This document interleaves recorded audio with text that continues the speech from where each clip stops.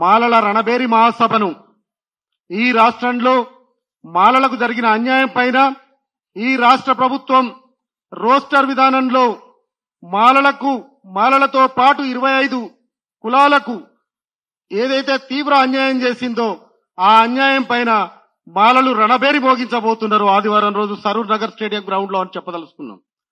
అదేవిధంగా దీనికి లక్షలాది మంది మాలలు రాష్ట్రం నలుమూలల నుంచి తరలి వస్తున్నారు. రేపు ఆదివారం సాయంత్రం LB Nagar Saroor Nagar stadium ground లో మాలల రణబేరి సభను మా జాతీయ అధ్యక్షులు చెన్నయ్య గారి నాయకత్వంలో పెద్ద ఎత్తున నిర్వహించతలపెట్టినాం. దానికి ఏర్పాట్లు కూడా చురుగ్గా సాగుతున్నాయి. రాష్ట్రంలోని మాలలంతా ప్రతి మాల తరలి వచ్చి భవిష్యత్ తరాల మాల బిడ్డల భవిష్యత్ కోసం, విద్యా ఉద్యోగాలలో అవకాశాల కోసం, ఉద్యోగులకు ప్రమోషన్లలో రిజర్వేషన్ల కోసం వీటన్నింటినీ కూడా మనం కాపాడుకోవాలంటే ఇవాళ ఈ రాష్ట్రంలో ఉన్న ప్రతి మాల రేపు ఆదివారం సరూర్ నగర్ గ్రౌండ్స్ కు రావాలని మనవి చేస్తుంది మాల మానాడు రాష్ట్ర కమిటీ తరఫున.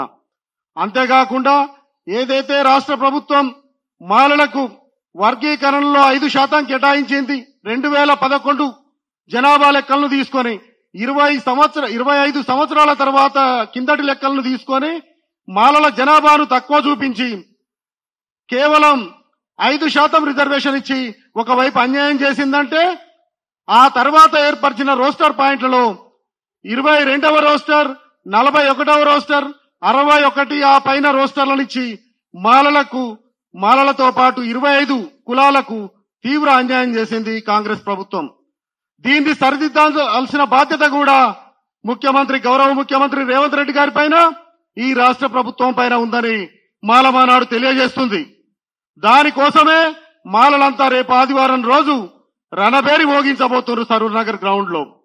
దీనికి కొంతమంది మాల కుల ద్రోహులు వానాకాలం కప్పల్లెక్క, ఐటి కప్పల్లెక్క బెకబెక అనేటట్టు ఎలక్షన్ల ముందు మాత్రమే ఒక గుంపుగా ఏర్పడి ప్రతి ఎలక్షన్లలో అరిసి తర్వాత మాయమై కనుమరుగైపోతారు. అలాంటి వాళ్ళు కొందరు సభ జరగట్లేదు అట్లాంటి అవాకు చెవాకులు మాట్లాడి అనవసరంగా రాద్ధాంతం చేస్తున్నారు. వాళ్ళు నోర్లు దగ్గర పెట్టుకోవాలని ఈ సందర్భంగా వాళ్ళకి హెచ్చరిస్తున్నాం.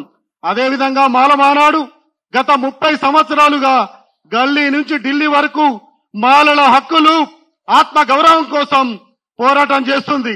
పివి రావు గారు, వారి అనంతరం జూపూడి గారు, వారి అనంతరం చెన్నయ్య గారు రాజీలేని పోరాటం చేస్తున్నారు మాల మానాడు తరపున.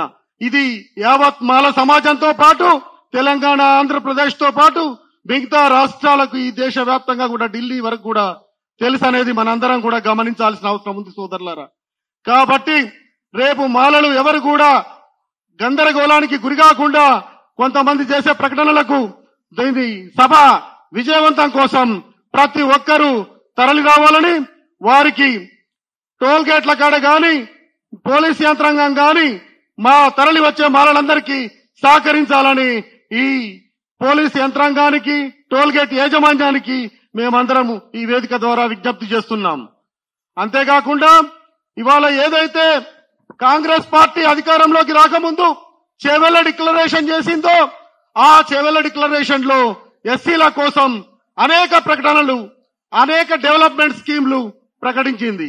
కానీ అలా ఏ ఒక్కటి కూడా ఇంప్లిమెంట్ చేయకుండా 2 సంవత్సరాలు గడుస్తున్న ఎస్సీ కార్పొరేషన్ ను నిర్వీర్యం చేయడంతో పాటు సప్లాన్ నిధులను పక్కన పెట్టి దారి మళ్లించి, అదేవిధంగా అంబేద్కర్ అభయాస్తం 12 లక్షలు ఇస్తానన్నారు, అవి ఇవ్వలేదు. ఎస్సీ విద్యార్థుల స్కాలర్షిప్లు పెండింగ్ లో పెట్టినరు. ఇవి స్కూల్స్ కి ఇచ్చే ఫండ్స్ మొత్తం నాలెడ్జ్ స్కూల్స్, ఈ స్కూల్స్ కి ఇచ్చే ఫండ్స్ ను కూడా దారి మళ్లించి ఇవాళ ఇవ్వట్లేరు. అదేవిధంగా ఈ స్కాలర్షిప్లు ఇవ్వక, విద్యార్థులకు సర్టిఫికెట్లు ఇవ్వక వాళ్ళు కనీసం ప్రైవేట్ జాబులలో కూడా వెళ్ళలేని పరిస్థితి ఇంజనీరింగ్ విద్యార్థులకు, మిగతా డిగ్రీ పీజీ విద్యార్థులకు ఉన్నది. ఇట్లాంటి అన్ని కూడా ఎస్సీ విద్యార్థులను విద్యకు, ఉద్యోగాలకు దూరం చేసే కుట్రగా మేము అభివర్ణించాల్సి వస్తుంది. కాబట్టి ఈ అన్ని సమస్యలపైన చర్చించడానికి మాలలంతా రాష్ట్ర వ్యాప్తంగా రేపు ఆదివారం రోజు మాలల రణబేరి సభకు తరలి వచ్చి రణబేరి మోగించాలని విజ్ఞప్తి చేస్తున్నాం. జై భీమ్, జై తెలంగాణ, జై భారత్. నవంబర్ 23న సరూర్ నగర్ స్టేడియంలో మాలల రణబేరి అనే ఒక శంఖారావాన్ని మన జాతీయ అధ్యక్షుడు చెన్నై గారు పిలుపునిచ్చారు. ఈ రణబేరి గురించి ఈ వేదిక నుంచి మా యొక్క యావత్ మాల సామాజిక వర్గానందరికి కూడా తెలియజేస్తుంది ఏమనగా, ఈ మాలల రణబేరి అనేది ఇది రణబేరి కాదు.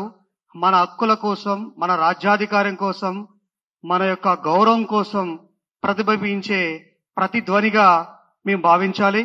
మీరందరూ కూడా ఈ యొక్క మాలల రణబేరిని మాలల శంఖారావంగా తీసుకొని మన మాలవాడ ఉన్న ప్రతి ఒక్క గ్రామాల్లో, పల్లెల్లో, ప్రతి ఒక్క వీధుల్లో ఉన్న మన మాల సోదరులందరూ కూడా ఈరోజు ఒక మహాయుద్ధంలాగా ప్రకటించి హైదరాబాద్ నడిబొడ్డున జరిగే సరూర్ నగర్ లో ఈ యొక్క సభను విజయవంతం చేయవలసిందిగా ఈ సభ నుంచి మా చెన్నై గారు కావచ్చు, మా స్టేట్ కమిటీ నుంచి కూడా మేము పిలుపునిస్తున్నాం.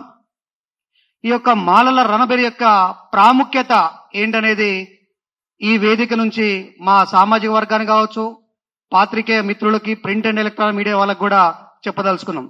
ఈ మాలల రణబేరి అనేది ఇది ఒక సభ కాదు. ఇది మా మాల జాతి, మా సామాజిక వర్గానికి సంబంధించినటువంటి సమానత్వం, హక్కు అండ్ మా జాతికి రాష్ట్రంలో, కేంద్రంలో మా యొక్క గౌరవం కోసం నిర్వహించుకున్నటువంటి ఈ యొక్క మాలల రణబేరి సభ. ఈ సభ ద్వారా మేము కేంద్ర రాష్ట్ర ప్రభుత్వాలకు ఒక అల్టిమేట్ ఇవ్వదలుచుకున్నాం. ఈ సభలో రాష్ట్ర ప్రభుత్వం ఏదైతే వర్గీకరణ పేరుతో మా యొక్క హక్కులను దోచుకుందో, మా హక్కులను కాలగర్భంలో కలిపేసిందో, ఈ యొక్క హక్కుల కోసం పునర్జీవం పోసుకోవడానికి ఈ యొక్క సభ నాంది పలుకుతుందని చెప్పేసి ఈ యొక్క ప్రింట్ అండ్ ఎలక్ట్రానిక్ మీడియాకు ఈ సభ నుంచి మేము చెప్పదలుచుకున్నాం. దీనితో భాగంగా ఏదైతే మాకు జరిగినటువంటి అన్యాయాన్ని మా జనాభా ప్రాతిపదికన మా యొక్క మాల సామాజిక వర్గం మన యొక్క రాష్ట్రం తెలంగాణ రాష్ట్రంలో 40 లక్షల పైచిలుక ఉందో, ఆ జనాభా ప్రాతిపదికన మాకు రాజ్యాంగం బాబాసాహెబ్ అంబేద్కర్ ఇచ్చిన రాజ్యాంగం ప్రకారం మా యొక్క రిజర్వేషన్ మాకు కల్పించాలి. దానికి తోడు మాకైతే రోస్టర్ విధానంలో అన్యాయం జరిగిందో 5% ఉన్న మా యొక్క రిజర్వేషన్ అని చెప్పేసి మాకు ఈడబ్ల్యూఎస్ కంటే తక్కువగా మాకు అన్యాయం జరుగుతుంది. ఈడబ్ల్యూఎస్ అగ్రకులాలకు ఇప్పటి వరకు కూడా ఏ ఎంపరికల్ డేటా లేదు, ఏ యొక్క కమిషన్ వేయలేదు. ఇప్పటి వరకు ఈడబ్ల్యూఎస్ కోటా కింద మన గవర్నమెంట్ కానీ కేంద్ర రాష్ట్ర ప్రభుత్వాలు ఏది కూడా ఒక కమిటీ సిఫారసు చేయకుండా దాన్ని రాజ్యాంగబద్ధం కల్పించడం అనేది మా యొక్క హక్కులను కొంగలో దొక్కినట్టుగా మేము భావిస్తున్నాం. ఈడబ్ల్యూఎస్ కోటా కింద 10% ఇచ్చి ఏదైతే బాబాసాహెబ్ అంబేద్కర్ ఇచ్చిన రిజర్వేషన్లు 50% మించకూడదని చెప్పాడో, ఈడబ్ల్యూఎస్ కోటా 10% ఇచ్చేసి 60% తీసుకురావడం జరిగింది. అంటే రాజ్యాంగాన్ని కూడా, బాబాసాహెబ్ అంబేద్కర్ ఇచ్చిన రాజ్యాంగాన్ని కూడా తొంగలో దొక్కుతున్నారు కేంద్ర రాష్ట్ర ప్రభుత్వాలు. దయచేసి కేంద్ర రాష్ట్ర ప్రభుత్వాలు మీరందరూ కూడా రాజ్యాంగానికి అనుగుణంగా, రాజ్యాంగానికి లోబడి మీరు రిజర్వేషన్ కల్పించాలే గాని రాజ్యాంగాన్ని తొంగలో దొక్కుతామంటే మాల మహానాడు సహించదు, మాల మహానాడు గర్జించేస్తుంది. మాల రణబేరి ద్వారా మేము గర్జించడం, మా గర్జన మొదలవుతుందని చెప్పేసి కేంద్ర రాష్ట్ర ప్రభుత్వాలకు ఆ రోజు ఒక డెడ్ లైన్ గా విధించి భవిష్యత్ కార్యాచరణ కూడా మేము ప్రకటించబోతున్నాం. మాలల రణబేరి అనేది ఇది ఒక సభతో ముగియదు. ఇదొక మాలల సమాజం యొక్క గౌరవం కోసం, ఐక్యత కోసం పోరాడంలో ఇది ఒక నాంది పలుకుతుందే తప్ప ఇది అంతం కాదు, ఇది ఆరంభం మాత్రమే అని చెప్పేసి యావత్ రాష్ట్రంలో ఉన్న అన్ని సామాజిక వర్గాలకు మేము వినవించదలుచుకున్నాం. మేము ఏ వర్గానికి, ఏ సామాజిక వర్గానికి మేము వ్యతిరేకం కాదు. అందరూ మా సోదరుమణులు, అగ్ర కులాలు కావచ్చు, బీసీ కావచ్చు, ఏ కులమైనా కూడా మాకు సోదరులుగా మేము భావిస్తాం. మాల అంటే మంచితనానికి పేరు. మా యొక్క త్యాగం మరువలేనిది.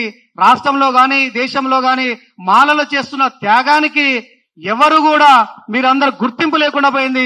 మొన్న ఏదైతే జూబ్లీహిల్స్ లో 42% రిజర్వేషన్ కి రాష్ట్ర ప్రభుత్వం చేసి ఒక బీసీ క్యాండిడేట్ కి మద్దతు ఇచ్చిందో, బడుగు బలహీన వర్గాల నుంచి చేస్తున్న ఒక క్యాండిడేట్ కి మాల మహానాడు అనేది ఎప్పుడు ఏకంగా, ఐక్యంగా అండ్ వాళ్ళ యొక్క ఆశయాలకు అనుగుణంగా మాత్రమే మాల మహానాడు పనిచేస్తుందని చెప్పేసి మేము ఈ సందర్భంగా తెలియజేస్తున్నాం.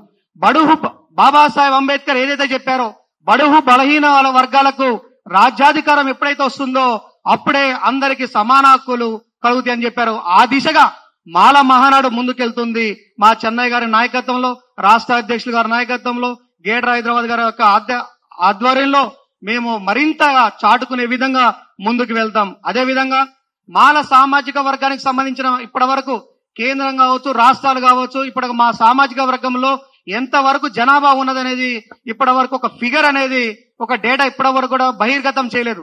కానీ మా చెన్నై గారు మేధావులతోనూ, ఉన్నత చదువుకున్న విద్యార్థులతోనూ, కులంలో ఉన్నటువంటి అత్యాధికమైన అడ్వాన్స్ గా ఉన్నటువంటి అడ్వకేట్లతోనూ మిగతా అందరితో చర్చించి మా యొక్క సామాజిక వర్గం ఎలా ఉండాలి, ముందు భవిష్యత్తు ఎలా ఉండాలి, వాళ్ళందరికీ అనుగుణంగా నవంబర్ 23న ఒక వెబ్సైట్ ని లాంచ్ చేయడం జరుగుతుంది.